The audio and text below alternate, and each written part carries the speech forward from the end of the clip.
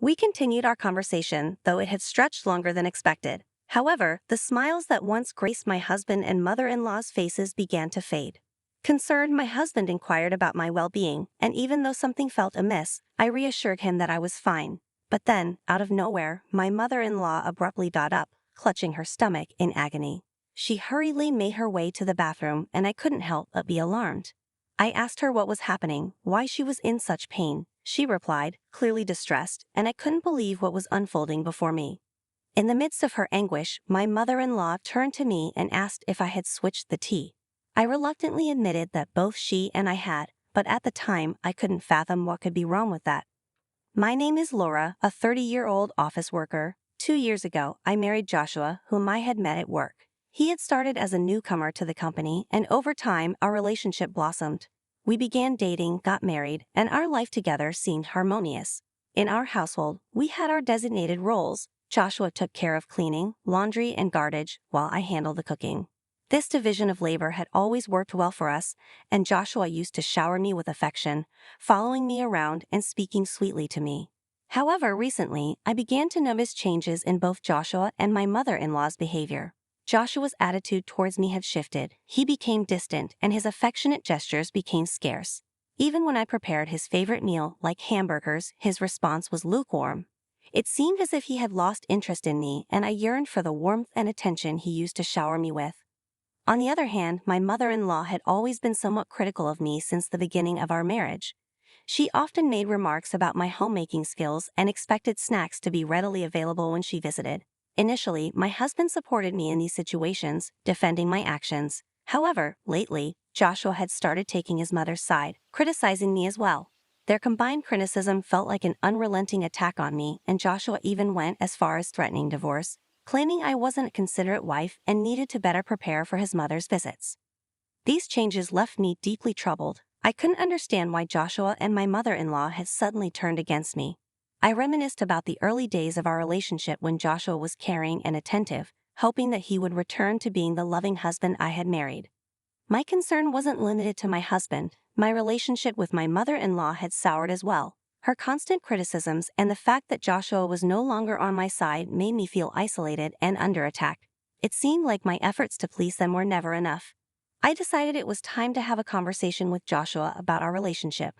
I needed to understand what had caused this shift in his behavior and find a way to rekindle our love. Our conversation continued for a few more minutes, but the smiles had disappeared from both our faces. Joshua impatiently asked if I was all right, and I replied that it was nothing. However, the unexpected turn of events came when my mother-in-law suddenly stood up, clutching her stomach in pain, and rushed into the bathroom. Worried, I asked her what was wrong, and she replied that she had severe stomach pain. I couldn't help but worry about her health. Joshua then questioned whether I had switched the tea, and I confirmed that both his mother and I had. He seemed agitated, demanding to know why I had done so. I was taken aback by his reaction, unsure of what had caused him to become so irritable. That evening took an unexpected turn, leaving me with more questions than answers. I couldn't shake the feeling that something was amiss in our marriage, and I was determined to uncover the truth behind these troubling changes in my relationship with Joshua and my mother-in-law. Emotions of sadness and a lingering desire to trust my husband still resided within me. Our once loving relationship had taken a puzzling turn, leaving me perplexed and vulnerable. Then, on one fateful weekend, my mother-in-law paid us a visit bearing tea and sweets. It was a gesture of kindness I had not anticipated. She presented an expensive-looking tea with a smile on her face and an unusual warmth in her demeanor. Her words puzzled me as she exclaimed, "I went out of my way to buy the finest tea I could find. Today, let's drink it together." Her unexpected kindness left me feeling uneasy, as if there were hidden motives behind her actions. To my surprise, my husband Joshua expressed his gratitude and volunteered to prepare the tea. This marked a significant departure from his recent behavior, where he had grown increasingly impatient and demanding. I couldn't help but wonder what had prompted this sudden attentiveness. As the tea was served, my mother-in-law couldn't contain her excitement. She remarked on the delightful aroma of the tea, bringing her face close to the cup. I, too, leaned in for a whiff, only to be greeted by an unsettling sight, peculiar bubbles floating in the tea. Alarm bells began ringing in my head. This tea was far from ordinary. My instincts warned me not to consume it, but I grappled with the dilemma of discreetly avoiding it. In a desperate attempt to divert attention, I mentioned a Korean singer my mother-in-law admired who had recently appeared on a music show. I claimed to have recorded it for her, offering her the opportunity to watch it immediately. My mother-in-law's interest piqued, and she left to retrieve the remote control. In her absence, I seized the moment to swap my tea with hers, hoping to avoid whatever mysterious brew lay within it. Upon her return, my husband, ever the proud and quick-tempered man, scolded me for not having snacks ready to accompany the tea. I assured him I was about to do so and asked for a moment. My husband complied and fetched plates and snacks while I executed the tea switch. As we reconvened at the table, my mother-in-law suggested enjoying the tea. She and my husband, now sharing a peculiar grin, began sipping their cups delicately, expressing delight at its unique taste compared to our usual tea. They laughed heartily at my observation, their grins widening. Skeptical of the situation, I probed further, mentioning its deliciousness. Their laughter intensified, and I couldn't shake the feeling that they were concealing something. Despite my unease, I continued to sip the tea. A few more minutes passed, and the smiles that had initially adorned my husband and mother-in-law's faces gradually faded. Concerned, my husband asked if I was all right. Bewildered by their behavior, I hesitated before dismissing my discomfort. However, deep down, I knew something was terribly amiss. Suddenly, my mother-in-law leaped up, clutching her stomach in agony and uttering exclamations of pain. Panic surged through me as I rushed to her side, frantically asking what was wrong. She moaned about the excruciating pain in her stomach. In the midst of her suffering, I realized that something nefarious had transpired. Overwhelmed by the gravity of the situation, she cried out, "What's wrong with me? Why do I have this much pain in my stomach?" I had no choice but to confess. "I switched the tea, both for you and your mother." My husband's anger flared as he demanded to know why I had taken such a drastic step, and I feared for my mother-in-law's well-being. My conscience couldn't bear the weight of the secret any longer. There was an undeniable issue with the initial tea I had served, and I admitted to it, trembling with fear about the consequences of my actions.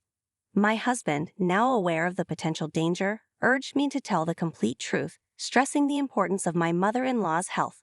With reluctance, I unraveled the deception that had unfolded during this unexpected tea time, ultimately exposing a shocking and painful truth. In the aftermath of this shocking revelation, my heart sank as I confessed to both my husband and mother-in-law that I had indeed spiked their tea with a considerable amount of powdered laxative. The gravity of my actions bore down on me as I realized the potential harm I had put my mother-in-law in.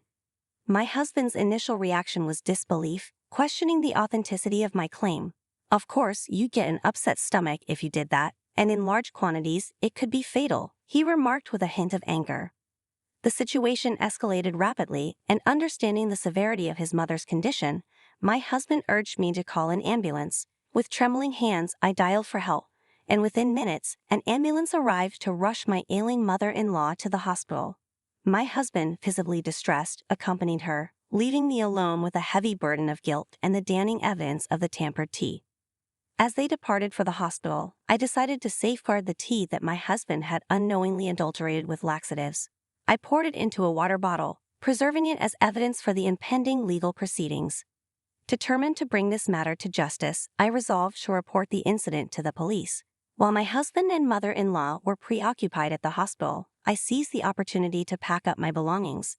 I reached out to my parents, seeking their assistance in relocating my possessions, and headed to their house to regroup and contemplate my next steps. Upon my arrival at my parents' home, my phone rang persistently, and it was my husband calling, his tone fraught with desperation. He informed me that his mother was in critical condition, requiring an extended stay in the hospital. He implored me to bring her a change of clothes and some essentials. My initial reaction was resistance. I couldn't fathom assisting after what had transpired. "I don't want to do that," I responded curtly. My husband's pleas grew more desperate, reminding me that I was his wife and had a moral obligation to help. However, my heart had hardened, and I declared my intention to divorce him. The word divorce hung in the air, followed by a heady silence on my husband's end. Eventually, he conceded with a resigned tone, stating, "I see. If you insist on divorcing me, then I don't have a choice." Yet he immediately added a condition I had not anticipated, declaring that I would not receive any share of the property. Infuriated by his audacity, I retorted, "What are you talking about? You're the one who asked for the divorce. You don't get a share of the property." The conversation took a bitter turn as he refused to acknowledge his role in the dissolution of our marriage, stubbornly clinging to his claim. Frustrated, I reminded him of his attempt to force me to drink the laxative-laden tea, highlighting his culpability. "You're the one who tried to force me to drink a cup of laxative tea in the first place," I exclaimed, unwilling to let him evade responsibility. However, he abruptly hung up the phone, leaving our dispute unresolved. With a myriad of tasks ahead, including securing legal representation, I chose to set aside our bitter argument for the time being as I navigated the complexities of divorce proceedings. My husband continued to pester me with messages, accusing me of neglecting the house and being unreasonable. His messages were filled with unjust demands and unfounded accusations, and I refrained from responding until I had arranged for a lawyer to protect my interests and guide me through the impending divorce. Eventually, my mother-in-law was discharged from the hospital and my husband, accompanied by his family, arrived at my parents' house. Tensions were palpable as they confronted me about my actions and behavior. Divorce was now an inevitability and compliance seemed to be the only option. My husband and in-laws expressed their dissatisfaction with my perceived indifference, chastising me for not visiting my mother-in-law in the hospital and leaving their home with my belongings so abruptly. "How can I stay married to a woman like that?" my husband exclaimed, cementing the painful reality of our shattered marriage. The realization that our once loving relationship had irrevocably shattered loomed large as the divorce proceedings drew near. The aftermath of my actions weighed heavily on my conscience, and the path to resolution was fraught with bitterness, recriminations, and shattered trust. These wounds left scars that would take time to heal, if they ever could. Tension hung thick in the air as my husband, with an air of arrogance, and my perpetually disdainful mother-in-law recounted their version of events, presenting their narrative with conviction while neglecting to consider my side of the story. Regrettably, my father-in-law seemed swayed by their biased account.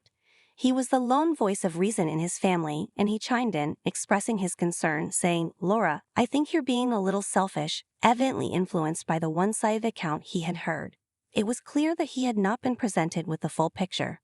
Determined to defend my position, I took out my phone and played an audio clip, revealing a pivotal piece of evidence. The recording contained my husband's admission.